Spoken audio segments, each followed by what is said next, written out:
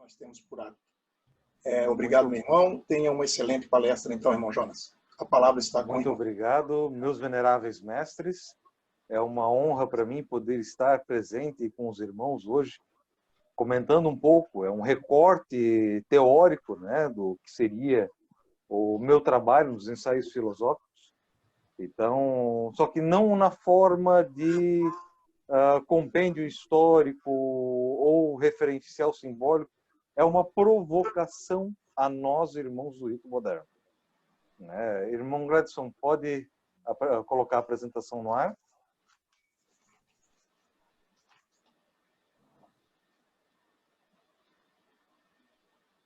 Irmão Gladson?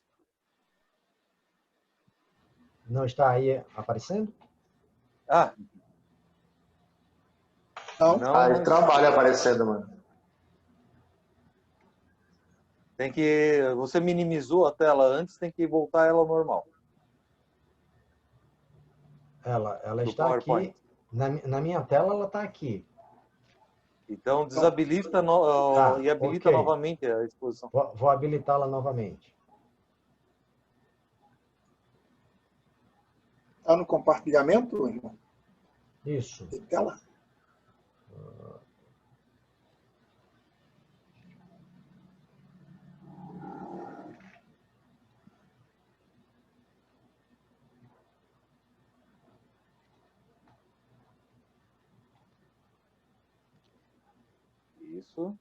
Isso, agora compartilha a tela e o... Está aparecendo? Ótimo, excelente. Beleza.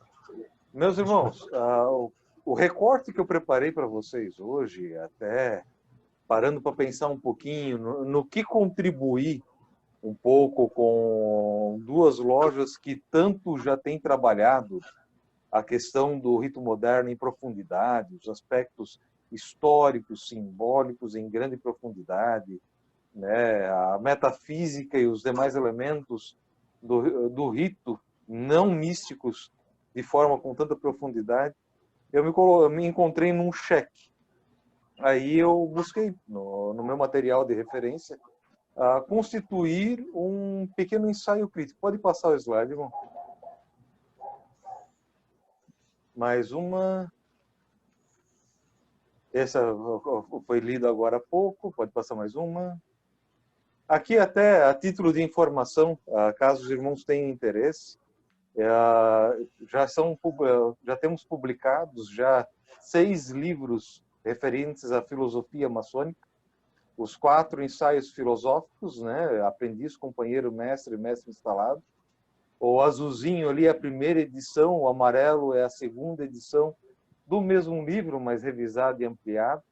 A minha menina dos olhos, Assar Matear Prosear, Reflexões para a Contestação de uma Costela a Fogo de Chão. É um livro profano, mas baseado na filosofia maçônica.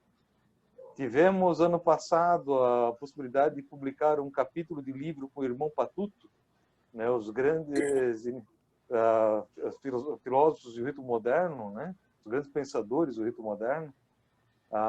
Fiquei com o capítulo 16 do tomo 2, né, Joseph John Campbell, Mitologia e Filosofia na Perspectiva Maçônica. E em primeira mão eu estou apresentando para os irmãos, é a primeira vez que eu estou expondo esse material fora do âmbito da loja, o livro Entre a Ciência e a Arte Real, né, tomo 1, Grau de Aprendiz, que é um trabalho em coautoria com o irmão Adilson Macária de Oliveira Júnior, nosso deputado federal. Né, eu tenho 6 capítulos de 23 capítulos dentro desse livro, e ele é um livro feito comemorativo para o aniversário de 10 anos da FACAR, da loja. Então, todos os irmãos que tinham habilidades ou condições contribuíram com capítulos para o livro. Né? Ele está denso, foi dividido em 2 tomos para aprendiz, vai para 2 tomos para companheiro já em projeto, depois futuramente 2 tomos para mestre, para dar oportunidade dos irmãos fazerem algo diferente do que nós temos até o momento. E isso vai se refletir nessa apresentação, nessa palestra de hoje, o fazer diferente do que já foi feito.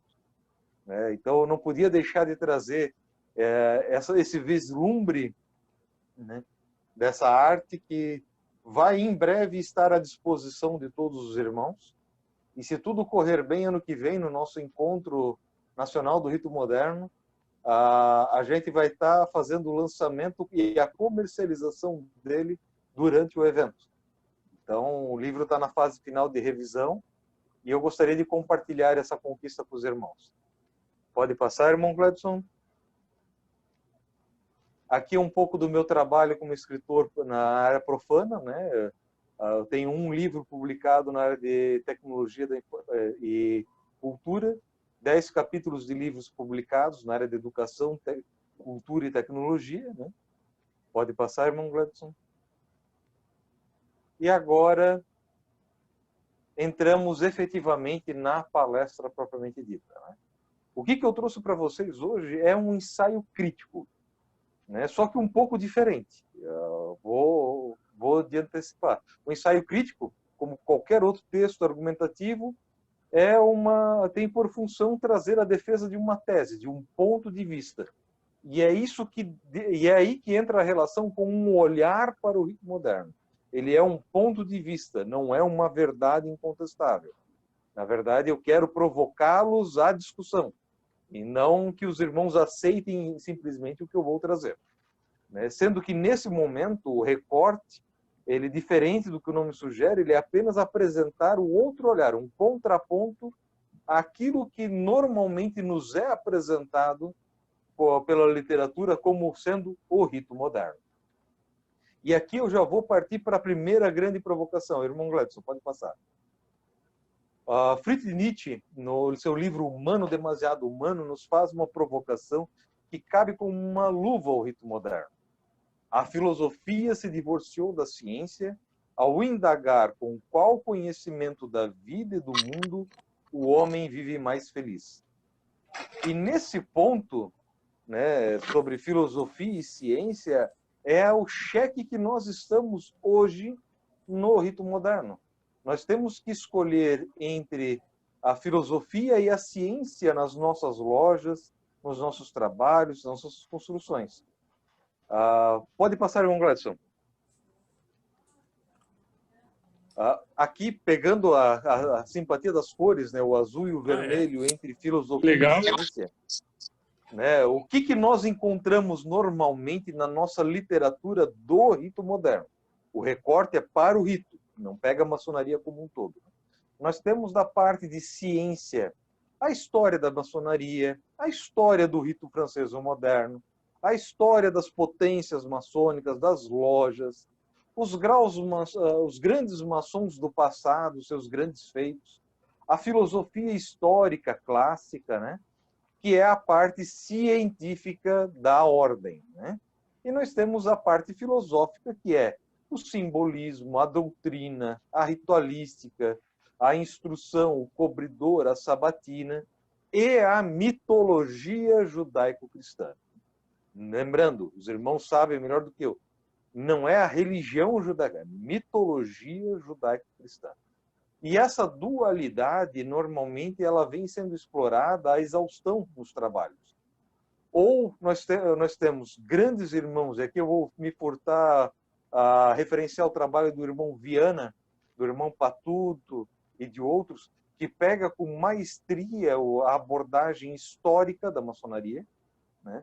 Aprofunda isso de uma forma mágica, incrível, de um domínio de conteúdo e de contexto que é invejável. Jamais eu conseguiria entrar numa discussão de tal profundidade histórica. Ou os irmãos pegam, como outros, e trabalham a repetição do simbolismo, a mesma receita, a doutrina, a mesma receita, a ritualística, né, o cobridor, a sabatina. Então, existe um foco muito grande ou em um ponto ou em outro. Dificilmente nós temos irmãos, não quer dizer que não hajam, mas dificilmente nós temos irmãos que abordam uma evolução maçônica na literatura. Eles sempre voltam a beber da mesma fonte, o que é necessário. Não quer dizer que estão errados, pelo contrário. estão profundamente certos, mas a provocação é: podemos dar um passo a mais? Podemos ir um pouco além disso que está sendo apresentado? Pode passar, irmão Gladson. É preciso destacar que o rito moderno é marcado pela liberdade de pensamento. Eu diria mais, a liberdade absoluta de pensamento. Os irmãos têm o direito de pensar e de construir o seu raciocínio com base em qualquer coisa, desde que respeitada a responsabilidade daquilo. E ele é marcado pelo adogmatismo, ou seja, não podem existir dogmas, verdades incontestáveis. Aquilo que é determinado como verdade insubstituível tem que ser assim, porque assim é o certo, não está encaixado dentro dos princípios do rito. Já vou chegar um pouco mais nessa provocação, né? Porque ao invés da gente direcionar os nossos esforços enquanto obreiros para aprimorar o rito para o futuro, a gente continua debruçado nos grupos de pesquisa, nos grupos de discussão, sobre um passado que não vai voltar. É uma idolatria pelo que se foi, tal qual um dogma. E isso precisa ser melhorado, a nossa forma de relação com o passado do rito. Se a gente não aprender isso, dificilmente o rito moderno terá um futuro. Pode passar, irmão Gladson. Como que a gente percebe? Aqui eu vou dizer a minha visão bem pessoal, tá? Nós estamos num ciclo vicioso. Nós temos um passado operativo especulativo romanceado, e ele é romanceado porque a história, visceralmente, ela não é atrativa. As pessoas não lembram das dificuldades, elas lembram apenas dos louros, né? E a história é contada pelo lado vencedor, então a história é romanceada. Eu tiro o chapéu para irmãos como o irmão Kleber, irmão Patuto, que conseguem expor de uma forma tão bruta a história nua e crua, e é necessário a gente enxergar isso, enxergar os meandros históricos de uma forma neutra, né? Mas hoje o que nós temos na grande maioria é um romancear do passado, né? E que está fazendo um ciclo repetitivo com o nosso presente especulativo. Nós estamos naquilo que a imagem do selo do Grande Oriente da França, né, nos já remetia tão bem no passado. Nós estamos na síndrome de Ouroboros, né? Nós mordemos o nosso próprio rabo e não saímos desse ciclo vicioso entre um passado romanceado e um presente. Porque o passado era bom, o presente é ruim. Passado bom, presente ruim. E a gente tem que quebrar esse ciclo. Aí vem mais uma grande provocação, irmão Gladson. Nós deveríamos estar trabalhando com base nesse passado operativo, especulativo, romanceado. O nosso presente especulativo deveria estar dando continuidade para um futuro filosófico ideal. A gente deveria estar trabalhando as bases do rito para o que nós desejamos para a sociedade e não apenas querer voltar a ser como éramos no passado. Tá certo? Houveram mudanças que foram absurdas, grotescas, desrespeitosas, mas viver em função de querer retornar a isso é um erro que nós continuamos cometendo, e com isso sentenciamos um pouco, cada dia que passa, o rito a permanecer da forma como está, diminuto, pouco expressivo, pouco atrativo dentro da ordem, né? Elitista e seletivo ao extremo, aos irmãos que conseguem avançar no rito. Nem todo mundo que é iniciado se adapta ao rito moderno, porque nós estamos naquele ciclo do slide anterior. Nós precisamos pensar em como tornar o rito algo desejável ao futuro. E aqui eu vou fazer uma menção honrosa ao irmão Gladson, quando ele trabalha com muita sabedoria que o futuro do rito moderno está no aprimoramento do período de estudos. Os nossos tempos de estudos precisam ser melhorados. para que justamente a gente consiga formar em qualidade não grandes maçons do passado, mas grandes maçons do futuro. Pode passar, irmão Gladson. E aí eu tenho que fazer uma ressalva, né? Saudosismos e orgulhos à parte, é necessário estudar o passado. Não é longe disso querer fazer algo diferente. Eu tenho que aprender com o passado para não cometer os mesmos erros. E eu preciso usar esse passado, esses louros, esses romances muito bem construídos do passado para me inspirar para tentar mudar o meu futuro. Não para tentar voltar para esse passado. É preciso compreender de onde a gente veio e por que a gente chegou até aqui para a gente construir para onde queremos ir, né? Lembrando, tempos e motivações, as necessidades mudam. O que originou o rito moderno, né? A filosofia modernista contextualizada à época, né?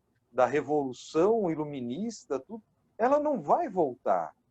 É um contexto de época que permitiu que o rito fosse constituído para fundar a maçonaria especulativa, né? Os modernos são a base da maçonaria especulativa, depois veio os antigos, houve a grande fusão. O rito moderno no Brasil é o rito de fundação do Brasil, porque o período histórico exigia também um rito com aquela personalidade, mas as motivações sociais, as motivações de sociedade, as necessidades da nossa sociedade mudaram. E a gente precisa adaptar o rito para suprir essa demanda, essa necessidade social para o hoje. Pode passar, irmão Gladson. E aí eu pego como exemplo 3 trabalhos que o nosso irmão Patuto pôde me presentear, que foram as 3 compilações, grandes compilações de rituais do rito moderno, né? As traduções dos simbólicos do Regulatere e do Amiable, dos filosóficos com o capítulo metropolitano das 4 ordens, que é um trabalho primoroso, delicado, robusto, mas que ele tem que ser base para a construção de um futuro. Então, assim como no passado nós tivemos uma evolução do rito correta, errada, certa ou equivocada, isso não vem ao caso, não é isso que eu estou discutindo, se o regulater era melhor que o amiable ou vice-versa, né? Quem está certo ou errado, não estou falando isso na minha provocação. A minha provocação é que está na hora da gente dar um passo além. Vamos pegar o que foi feito para construir um futuro para todos nós. Irmão Gladson, pode passar? Por quê? A gente precisa lembrar que a maçonaria é uma escola de aprimoramento, né, que faz uso de símbolos, alegorias, histórias, mitologias, filosofias, disciplina ritualística para poder construir saberes, né? São instrumentos, né, laborativos que nós demos significação e propósito. Eles não têm uma conotação diferente daquilo que foi dado a eles. Pode passar, irmão Gladson.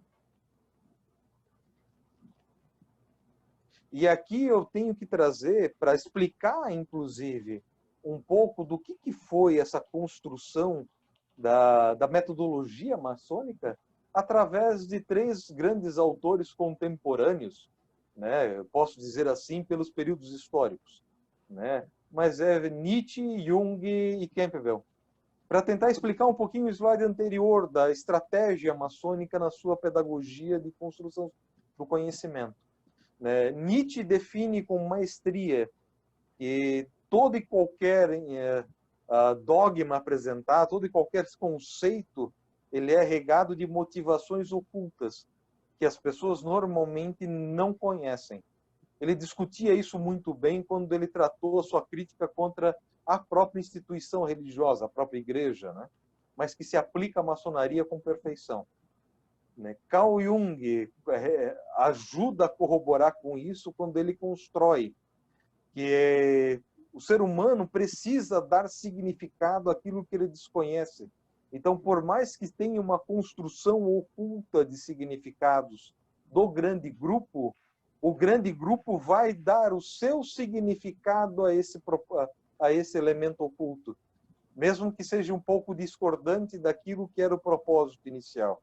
Então ele vai começar a atribuir conhecimento, a atribuir interpretação ao que está sendo apresentado. E Campbell coroa esse processo, né, ao trazer para nós uma construção com base num arquétipo ideário. Ele discute a mitologia, né, na forma de uma construção de escola. Vamos pegar como exemplo a lenda iramítica, né, a mitologia judaico-cristã, que a maçonaria adota em praticamente todos os graus, de todos os ritos. Ele bebe em algum momento da mitologia judaico-cristã para tratar desse aprendizado. Campbell nos traz isso em propriedade, que a adoção dos mecanismos mitológicos, das histórias, das narrativas, é o que nos permite, grande grupo, entender a mensagem que o grupo inicial quis passar e que o grupo intermediário atribuiu significado. Ou seja, são os 3 grandes estágios da evolução da doutrina maçônica para, inclusive, o rito moderno. Pode dar continuidade, irmão Gladson. E nisso eu trago um pouco dessa narrativa, né? Campbell, Jung e Nietzsche, expoentes do pensamento humano, eles traduzem e entrelaçam a narrativa maçônica na construção e perpetuação da ordem, do seu fundamento, né? Isso é um exemplo contemporâneo de como a gente pode enriquecer o conhecimento e a doutrina maçônica.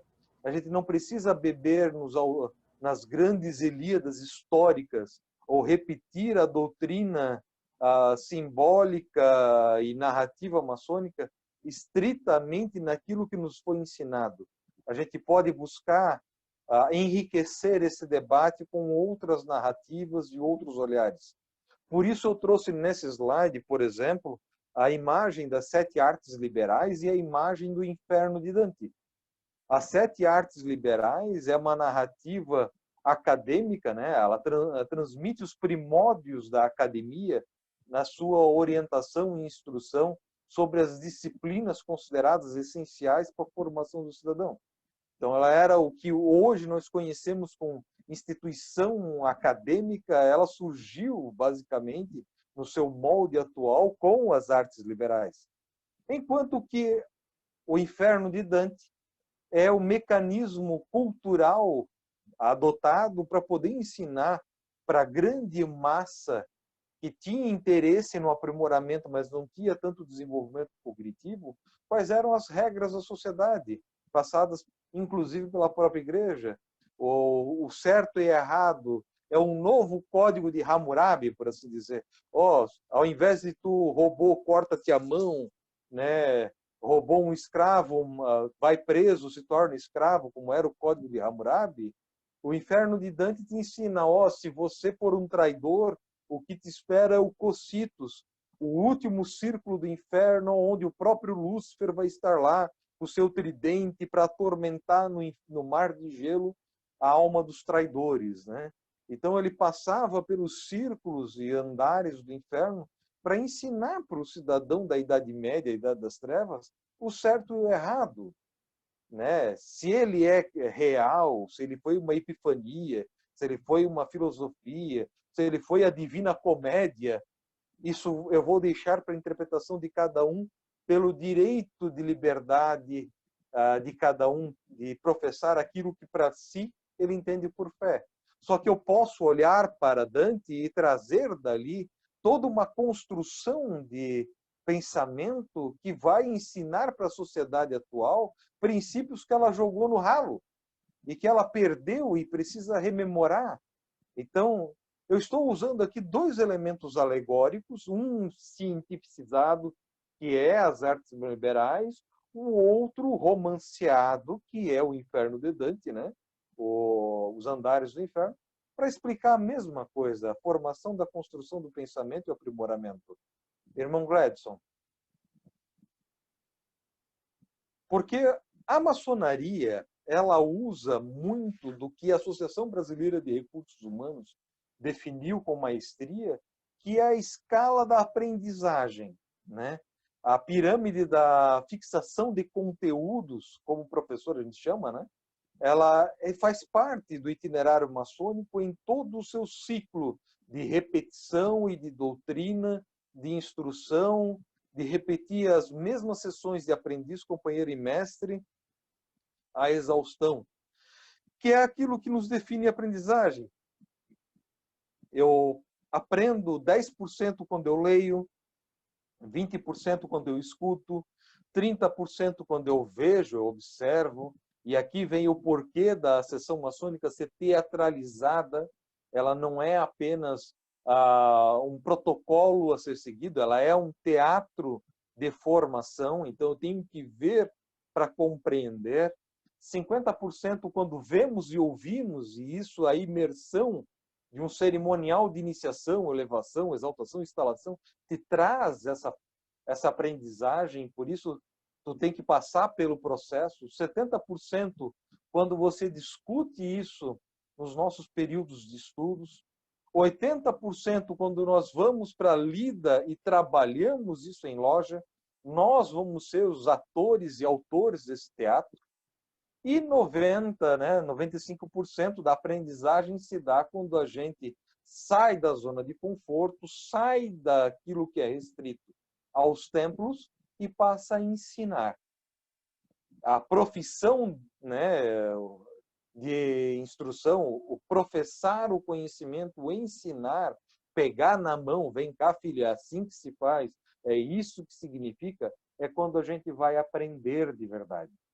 Né? Processo esse que nós esquecemos na hora de instruir os nossos irmãos, né, mais jovens na maçonaria, ou até discutir ideias com os irmãos há mais tempo.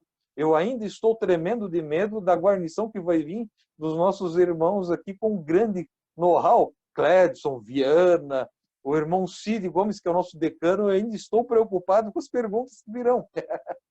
Mas é esse o processo de aprendizagem, me colocar à prova para discutir ideias. Essas são outras provocações. Irmão Gledson, pode passar? E nesse sentido, nós temos aqui uma construção, um PDCA, para quem é da área de gestão, né? Muito clara de como funciona os 4 grandes momentos da ordem. Né? Você, quando entra aprendiz maçom, você vai estudar o quê? História da maçonaria, simbolismo, disciplina, ritualística. Passado esse processo, o aumento do salário, você vai agregar a esse processo, não é desconsiderar o anterior, você vai agregar ao anterior, né, além da história, simbolismo e disciplina, os princípios das ciências, das artes, das virtudes, né, que é a filosofia em si do grau de companheiro, tão negligenciada, tão mal feita por todos nós, e que a gente continua repetindo essa formação rasa do companheiro em todas as lojas, porque é tratado como um grau de passagem. A gente precisa ter mestres para trabalhar, mas não forma esse pessoal adequadamente, porque a gente esqueceu de fazer esse processo. E aí, quando a gente não teve, daí a gente não passa adiante. Aí, quando a gente chega no grau de mestre, você vai agregar a esse conhecimento, né, a esse estudo, além disso tudo que a gente já viu, vai ter que estudar mais ainda a hierarquia, a metafísica, que é necessária, não adianta a gente se colocar num contexto fora, né, do metafísico. A filosofia judaico-cristã, a mitologia judaico-cristã é o cerne da maçonaria, por mais que muitos tentem negar isso. Ela remete hoje a esse arcabouço de informações para a construção, mas não só a esse. Né? Eu acho que o único ponto que a gente evoluiu na maçonaria foi ter não se limitado à mitologia judaico-cristã. Numa negação desse processo, a gente buscou nas outras uma equiparação filosófica para negar o aspecto religioso e que foi saudável. Só que ficamos só nisso. E, na grande maioria das vezes, renegamos a mitologia judaico-cristã, tentando negar a proposição religiosa. As duas coisas estão erradas. Não podemos renegar a mitologia judaico-cristã e nunca a gente vai cair numa proposição religiosa. Só que a gente incorre no dogma ao tentar ser adogmático. É um ciclo vicioso, é outra provocação, né? E o grau de mestre evoca o trabalho, o labor. Por quê? O mestre maçom ele ganha a plenitude de direitos e deveres, mas não a plenitude de conhecimentos. Ele vai continuar estudando, só que agora ele vai agregar a isso o trabalho. Lembram do fazer da pirâmide? Ele vem para cá, é quando a gente bota o pessoal para trabalhar. Só que a maioria esquece que trabalhar não quer dizer não preciso estudar. É trabalhar estudando o tempo inteiro, né? E, por fim, nós vamos voltar à sociedade. Eu não trato aqui o mestre instalado porque ele está incorporado ao mestre. Eu não vou entrar na discussão do grau que não é grau, né? Da distinção honorífica, que só não é obrigatória, por isso não é grau, mas é mais antiga que o grau de mestre. Eu não vou entrar nesses aspectos. Eu vou englobar o aprendizado do mestre instalado no aprendizado necessário ao mestre. E vou colocar como essa escada do ciclo retorno à sociedade, que é colocar em prática, ter a praxis real, né, do aprendizado enquanto passo, da filosofia, da filantropia, do trabalho social. E aí a gente volta a esse ciclo, né? A gente começa a reaprender o aprendiz, reaprender o companheiro, reaprender o mestre quando a gente ensina. Aqui vem uma grande falácia e que realmente me irrita de sobremaneira quando eu escuto os meus irmãos de loja e de outras lojas que eu faço parte dizerem que eu sou eterno aprendiz. Não, você não é um eterno aprendiz. Vamos lá, isso é uma desculpa esfarrapada para você poder justificar a tua inércia. Você está eternamente aprendendo. A pessoa que acha que sabe tudo está totalmente errada, tem que voltar para o banquinho lá da escola. Mas você jamais, depois que sai do aprendiz, volta a ser um aprendiz. Você vai ser um eterno aprendizado. Mas o aprendiz só é aprendiz no grau 1. E só é aprendiz de maçonaria. Eles são homens formados, completos, que nós buscamos na sociedade para devolver homens melhores ainda para a sociedade. Então, a gente tem que fugir um pouco dessa desculpa de que eu sou um eterno aprendiz, desculpem as minhas falhas. Não, você vai aprender para sempre. Mas você tem que assumir a responsabilidade de ser um companheiro, de ser um mestre instalado, dos graus superiores, né, das ordens de aperfeiçoamento, dos graus filosóficos, né, seja a denominação que você seguir. Você não pode usar isso como muleta. Você vai aprender sempre, mas você não é mais aprendiz. Não cometa os erros de um aprendiz. Pode passar, irmão Gledson. Essa provocação já foi mais visceral já. E aí eu vou buscar um pouco agora como exemplo, meus irmãos. Vou repetir.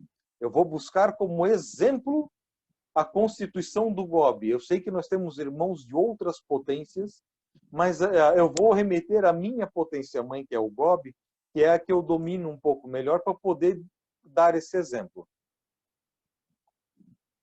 Como é que a maçonaria se apresenta para a sociedade, né? O nosso artigo 1º define justamente isso. A maçonaria é uma instituição essencialmente filantrópica, filosófica, progressista, evolucionista, né? Cujos fins supremos são liberdade, igualdade e fraternidade. Poxa, que bonito! A gente está evoluindo ou a gente está estacionado no passado, né? Pode dar uma continuidade, irmão Gledson. E aí eu vou remeter ao restante desse arquivo, né? Porque aqui estão os nossos princípios que todos precisamos defender. A maçonaria proclama a prevalência do espírito sobre a matéria, seja ele a definição que for, a mente sobre o corpo, um aspecto místico, racional, tanto faz. Mas você tem que sobrepujar a matéria, né, no raciocínio. Ela pugna pelo aperfeiçoamento moral, intelectual, social, como dever, como beneficência, verdade. Então, o cumprimento do dever, a prática da beneficência, a investigação da verdade, são princípios que nós temos que executar. Nós temos que proclamar que os nossos irmãos são livres e iguais, e em direitos e deveres, e que a tolerância é o princípio cardeal. O dogma proíbe a tolerância. Já tem que definir isso. E quando nós tentamos impor um adogmatismo, estamos sendo intolerantes, portanto, dogmáticos na nossa visão. A maçonaria defende a plena liberdade de expressão, desde que você assuma a responsabilidade do que disser. É o que eu estou fazendo aqui hoje. Eu estou provocando vocês e preciso assumir a responsabilidade do que vai vir. Porque vão vir comentários, vão vir críticas, elogios. Uns vão gostar, outros vão se sentir incomodados. É para isso que o ensaio crítico serve, né? Reconhece o trabalho como dever social e direito inalienável. Considera todos os maçons, quaisquer que sejam as suas raças, nacionalidades, convicções ou crenças, né, como irmãos. Cadê o sectarismo que eu estou tendo com os outros ritos? Né? Dizendo que eles não estão errados, aquilo não presta, só em nome de uma visão pessoal ou particular. Né? A maçonaria sustenta que os maçons têm o direito e o dever, né, de amor à família. Perfeito, isso a gente faz. Fidelidade e devotamento à pátria. Olha quanta hipocrisia que nós temos, né? E obediência à lei.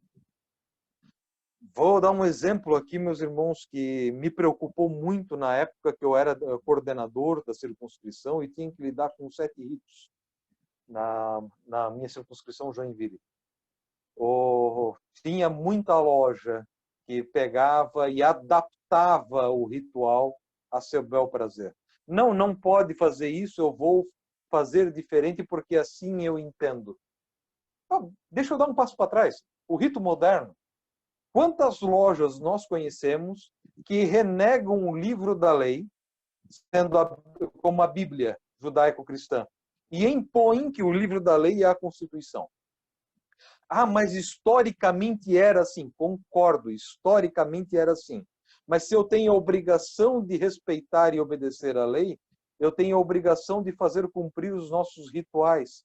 O nosso ritual é uma definição legal, me proíbe a adulteração sob pena de punição dentro da potência, e ali eu estou conflitando essa construção, né, renegando uma definição que está na lei, de que a Bíblia no Brasil é o livro da lei. Né, e que no triângulo dos compromissos configura-se a alfaia da Constituição.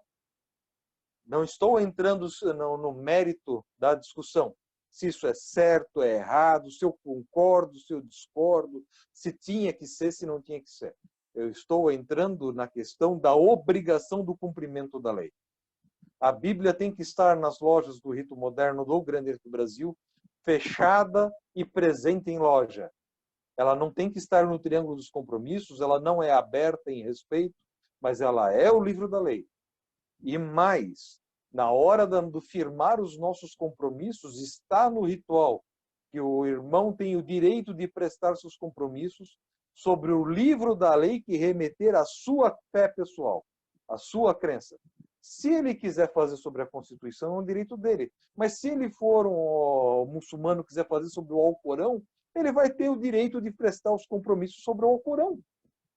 O ritual nos determina que seja assim. Eu não estou entrando no mérito, estou discutindo lei e eu tenho que obedecê-la. Não concordo. Temos os deputados, o irmão Cid está aqui como deputado federal, né? Eles são o nosso mecanismo para provocar a mudança e a correção, a melhoria, a evolução. Mas isso não é justificativa para eu descumprir a lei ou adaptar o rito ao que eu entendo, né? É uma provocação, meus irmãos. Lembrem, não fiquem bravos comigo. Pode passar, irmão Gladson? Né? A Constituição nos determina ainda que a gente tenha laços fraternais, e aqui eu vou tirar o chapéu para as lojas anfitriãs, que é realmente isso que está acontecendo. Eu me sinto em loja junto dos irmãos, né? Mesmo quando não estamos num tempo de estudos, estamos num bate-papo dos grupos de discussão, né, irmão Gledson, do Rito Moderno. Mesmo lá, com toda a discordância de posicionamentos, as brigas, os debates acalorados, eu me sinto em casa, com uma alegria e uma paz que é assustadora de tão acolhedora que é. É isso que nós fazemos. Né? Recomendo a divulgação da nossa doutrina pelo exemplo. Lembram do ciclo que eu passei lá, da aprendizagem? Nós temos que levar para fora, levar para a sociedade aquilo que aprendemos na maçonaria. Né? Nós adotamos simbolismos e elementos de elevada representação simbólica. Aqui eu vou voltar à discussão de antes, né? Nenhum maçom é obrigado a fazer nada, a não ser que a lei determine. E é esse o ponto da discussão. A lei nos determina a obedecer rigorosamente o ritual. E não é questão do rito moderno. Eu vi isso em todos os ritos e na maioria das lojas. Eles adaptam a sua realidade, a sua necessidade, ao seu entendimento. Normalmente, tem uma loja que foi muito engraçado. Uma loja do rito escocês antigo e aceito aqui, de centenária, né? Não posso dizer o nome da loja, por óbvio, mas é uma loja centenária. Eles tinham um ritual do cingimento do avental antes das sessões. Coisa mais linda, todos os irmãos tiravam os seus aventais na sala dos passos perdidos, faziam uma cadeia de união segurada pelos aventais, entravam em meditação e faziam um cerimonial de cingimento. Lindo! Aquilo é um crime, não existe no ritual. Não pode ser feito como rito. Aí eu perguntei, mas meu irmão, da onde que veio isso daqui? Ah, não, isso daqui um irmão criou há 40 anos atrás na loja e a gente usou como usos e costumes e ficou até agora. Né? E não mudaram, continuaram 40 anos praticando aquilo. Então eu desconsiderei como era fora do tempo, né? Antes dos trabalhos, mas eles incorporaram ao ritual na sala dos passos perdidos o cingimento do avental. Belíssimo, mas é usos e costumes, não é ritualística, né? Então, a gente é obrigado a cumprir a lei. É o único ponto de imposição, o único dogma que não é dogma, é uma verdade inalienável da maçonaria, é o cumprimento da lei. E o benefício e o mérito da inteligência e da virtude no combate à tirania, no combate à superstição, né? E o nosso combate ao sectarismo político, religioso, racial e ritualístico é incompatível com a universalidade do espírito maçônico. Nós precisamos continuar combatendo a ignorância, a superstição, a tirania, só que a gente precisa aprender a tolerar, a respeitar e conhecer. Vamos dar um passo além, irmão Gledson? E aí vem mais uma provocação, né? Se o objetivo da ordem é a evolução do gênero humano, utilizando para isso conhecimento advindo de um passado misterioso, porque desejamos tão desesperadamente retornar a esse passado ao invés de seguir para o futuro. Né? Nós temos que aprender com o passado para se criar um futuro, mas o passado não volta.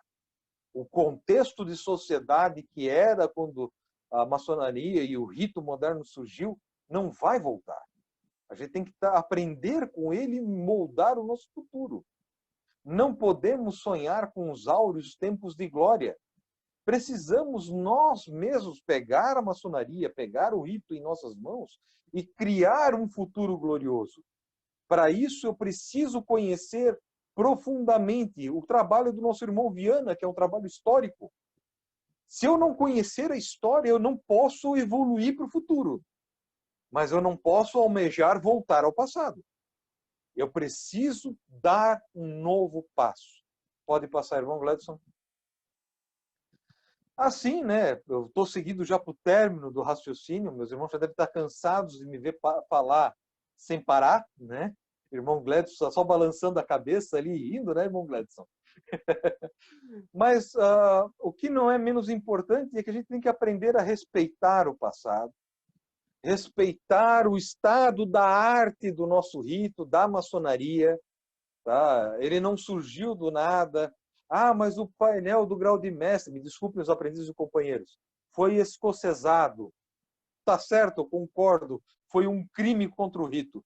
Vamos mudar isso para o futuro. Mas precisamos, hoje, por força de lei, de princípios, respeitar o que foi feito. Não quer dizer concordar. Não pense que a gente tem que concordar e abaixar a cabeça. Criticar e considerar é o estado natural de uma mente pensante. A gente não tem um cabresto aqui. A gente não é vaca de presépio, né, que tá, ou uma vaquinha no pasto esperando ser abatido. Nós não podemos também ser leões que vão ficar se degladiando pela caça. Nós temos que ser águia, como fala o nosso irmão Ivaia, né? Aquela que voa do alto, olha o que está acontecendo, vem e caça cirurgicamente, para melhorar o futuro, né? Porque a crítica sem ação, sem o estudo, sem a contribuição, de nada vale para o nosso futuro. Nesse sentido, eu vou agora ser ousado. O irmão Gledson me deu a oportunidade de discutir, né, um pouco mais filosofia e uma visão pessoal particular. Esse trabalho é inédito. Ele vai compor o meu próximo livro, mas eu tinha que trazer para os irmãos e até ouvir um pouco dos irmãos. É uma analogia de raciocínio que eu teço pela ordem maçônica. Eu entendo a maçonaria como um espelho emoldurado, que foi quebrado, jogado no chão, estilhaçado. Cada pedaço do vidro desse espelho se tornou um rito, um grau, dividido pela motivação que melhor couber para vocês. Os ritos surgiram pela vaidade, pela política, pelos princípios, pela filosofia. Escolha a motivação que você quiser. Né? O rito moderno surgiu pelo contexto histórico, por isso ele é diferente. Os antigos que vieram na Inglaterra depois, a grande loja dos antigos, a motivação é política e filosófica. Não importa. As motivações são tantas para ter estourado esse espelho, né? Mas a gente tem que entender que cada fragmento do espelho é o espelho. Ele continua tendo as propriedades daquele mesmo grande espelho que é a maçonaria nos seus primórdios de concepção. Vamos lá, operativa, a egípcia, para quem já quiser viajar um pouco, noaquita, tanto faz. Né? Eu não vou entrar no mérito, eu estou entrando na concepção. A maçonaria ela tem um propósito, refletir a verdade. E do menor fragmento de espelho ao maior, ele tem a mesma função, ele reflete a verdade. A gente vai conseguir entender um pouco melhor isso mais para frente, mas cada fragmento é um rito e um grau. Quanto maiores as concentrações, mais você enxerga. Mas ainda assim, tem ritos que continuam pequeninhos, que enxergam a verdade da mesma forma. Pode passar, irmão Gledson. Porque um rito, um corpo maçônico, quando ele é suprimido, ele é extinto, ele é apagado, ele é vencido, né? Pelo cansaço, pela desarmonia, pela briga, pela discussão, pela falta de evolução, é aquele buraco que está ali no meio do espelho, que não é mais um espelho. Ele é o buraco para a moldura atrás, né, do próprio espelho, e que ele não reflete mais nada. É isso que acontece quando a gente perde um rito, a gente perde um grau. Né? Não é uma discussão de quem está certo ou está errado, é uma discussão de que se eu perco ritos e graus, todos eles na sua importância, eu já não enxergo mais a ordem com todo o pleno esplendor que ela possuía. Né? vai ficar sempre um vazio. E isso é nocivo, é ruim. Quantos ritos surgiram, emergiram e se apagaram e se esvaíram? Quanto a gente deixou de aprender com eles, né? Só no Grande Oriente do Brasil, para vocês terem uma ideia, o espelho está quebrado em 7 ritos.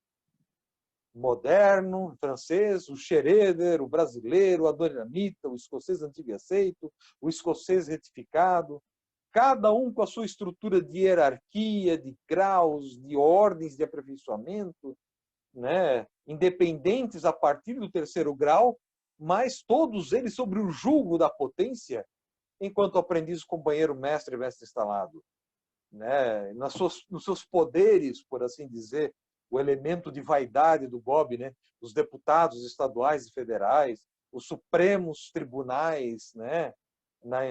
Na vã tentativa do GOB copiar os 3 poderes nacionais brasileiros, ele copiou também em muitos problemas esses 3 poderes, né? O irmão Cid sabe bem o que eu estou falando, né, irmão Cid? Pode passar, irmão Gledson. Então, cada vez que a gente tenta forçar a nossa verdade uns contra os outros, tenta empurrar o nosso fragmento de espelho para ganhar mais ou menos espaço, colocar ele melhor no fragmento, a gente força isso uns contra os outros, trinca o espelho de novo, quebra o espelho de novo, está surgindo aí uma nova potência, um novo rito, né, novos graus, uma nova simbologia, de acordo com a motivação que vier. Eu vou usar como exemplo o Supremo Conselho do Rito Moderno e o Supremo Conselho Filosófico do Rito Moderno para o Brasil. É um exemplo perfeito. Houve uma colisão ali de princípios, política, filosofia. Eu não vou discutir mérito, mas quando se forçou verdades, elas estouraram o espelho de novo. Surgiu mais duas potências aqui, e que são hoje totalmente diferentes. O rito moderno do Supremo Conselho do Rito Moderno é um caminho totalmente diferente do rito moderno praticado e defendido pelo Supremo Conselho Filosófico. E há espaço para todos, eles são parte do mesmo espelho. São visões diferentes que eu deveria conhecer a ambas. Mas não, a minha verdade tem que ser maior. O nosso grande erro dentro da maçonaria é achar que o nosso pedaço do espelho é o espelho verdadeiro e legítimo.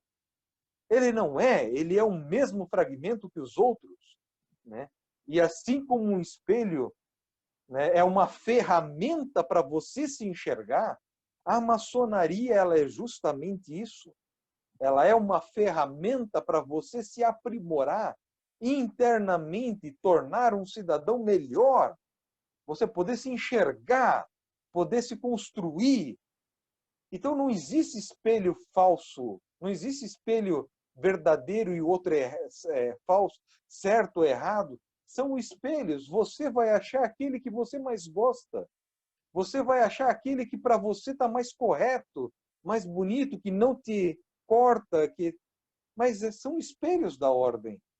Imagina quanto conhecimento a gente poderia absorver se a gente reunisse todos os fragmentos do espelho. Meus irmãos, eu tenho aprendiz, companheiro e mestre, né, pelo rito moderno, sou modernista de natureza. Eu fui iniciado numa loja do rito moderno, eu cresci no rito moderno, fui mestre instalado no rito moderno. Mas quando me foi dado o desafio de ser coordenador, pode voltar lá isso, né, pelo GOB, eu me obriguei a conhecer e a respeitar e a estudar todos os ritos. Porque só não tínhamos aqui o escocês retificado, mas mesmo assim, eu comprei cada um dos rituais, eu fui ler e estudar, porque meu papel era de fiscal da regularidade dessas lojas. Quem era eu para ensinar ritualístico alguma coisa? Mas sempre que faziam algo errado, eu tinha que dizer, certo? Por mais desconfortável que seja. Então, como é que eu ia fazer isso se eu não conhecesse?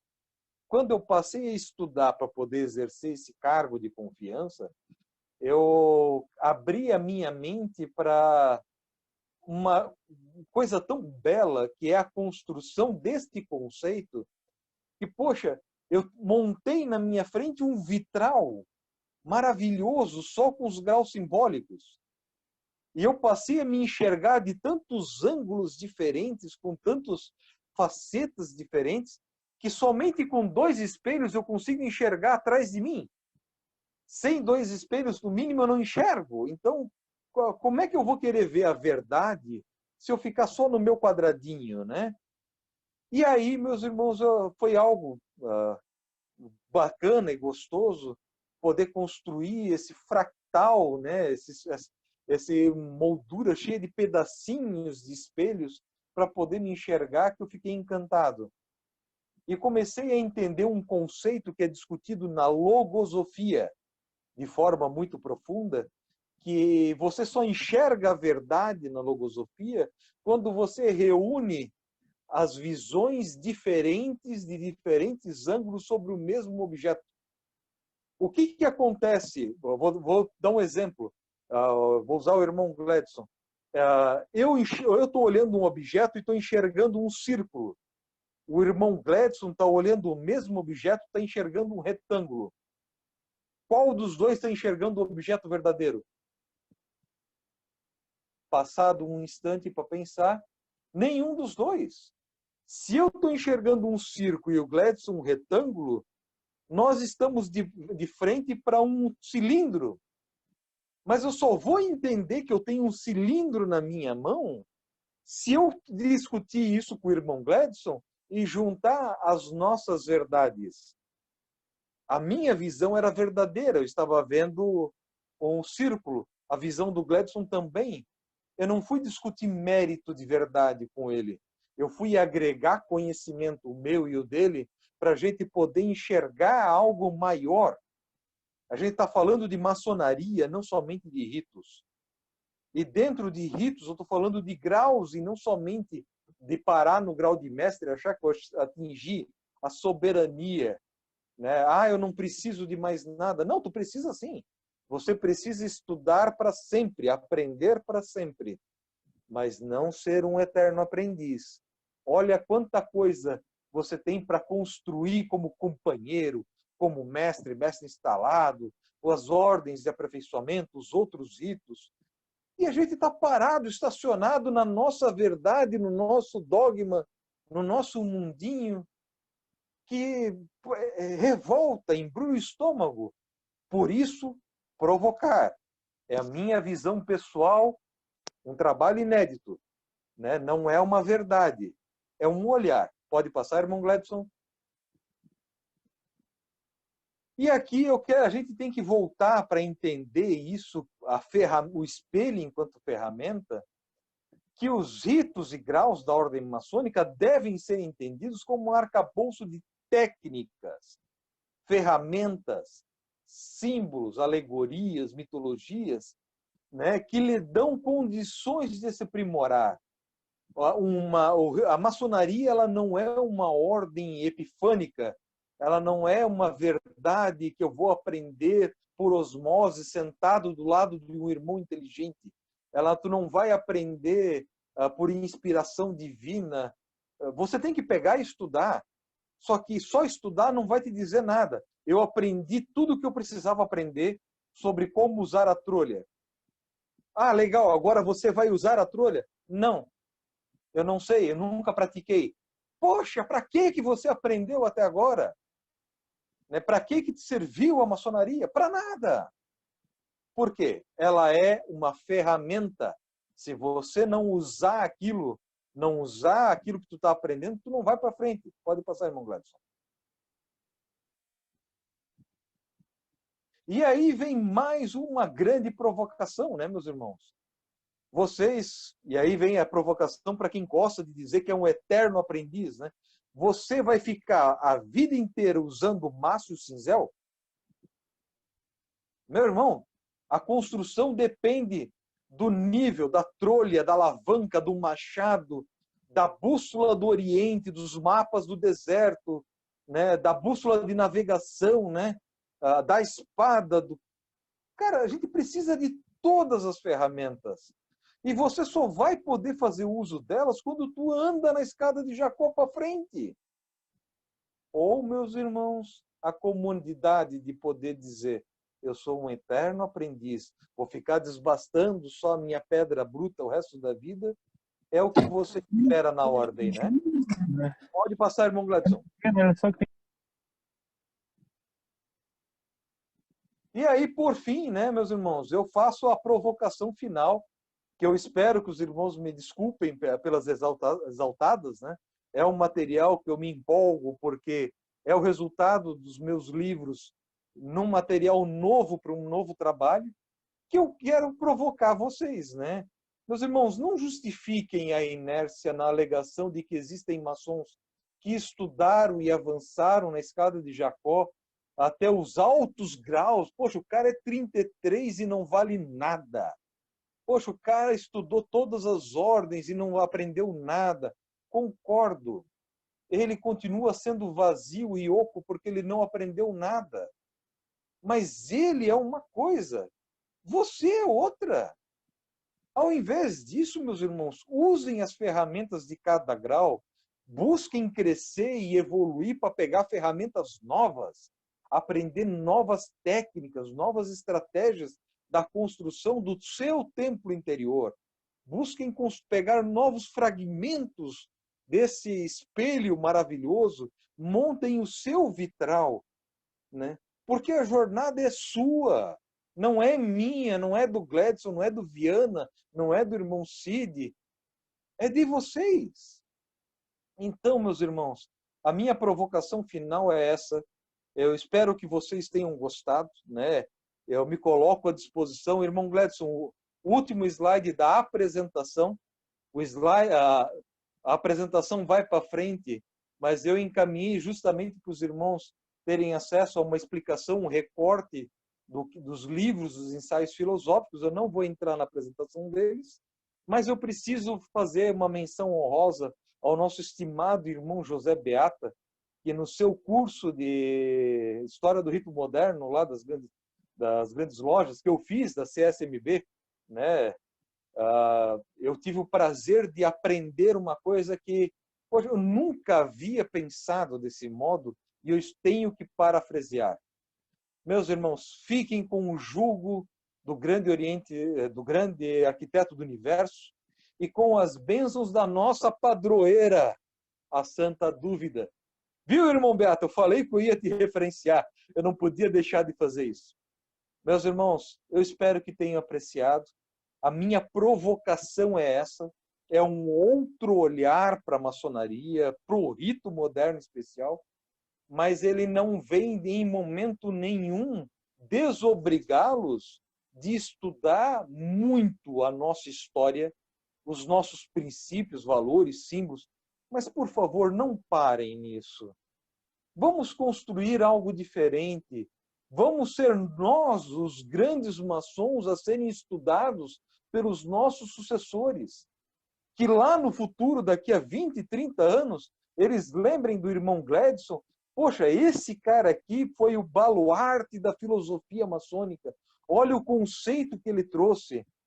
Poxa, a repimboca da parafuseta que foi incorporada à maçonaria lá pelas tantas, mudou a forma de ver, aprender com o nosso passado, que é romance, é uma historinha romanceada, maravilhosa, mas é um romanceado, para o nosso presente ser alicerce para o futuro que a gente quer. Fica a provocação, irmão Gladson pode tirar a apresentação do ar e eu estou à disposição agora para saraivada, se algum irmão quiser. Eu só peço desculpas que eu estou quase sem voz. Seria isso, meus irmãos. Que maravilha, meu querido. Parabéns, Jonas. Realmente não poderia deixar passar essa possibilidade de lhe agradecer. O trabalho realmente está maravilhoso. Parabéns. Obrigado, meu querido. Passo